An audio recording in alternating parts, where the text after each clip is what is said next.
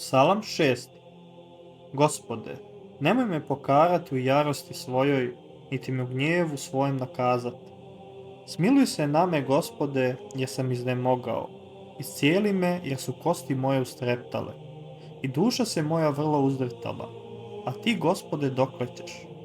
Obrati se, Gospode, izbavi dušu moju. Pomozi mi radi milosti svoje. Jer mrtvi ne spomenju tebe, u grobu ko će te slaviti. Iznemogoh uzdišući, svaku noć kvasim odah svoj, suzama svojim natapam postelju svoju. Usaknuo žalosti oko moje, postara se od množine neprijatelja mojih. Idite od mene svi koji činite bezakonje, jer Gospod ču plač moj.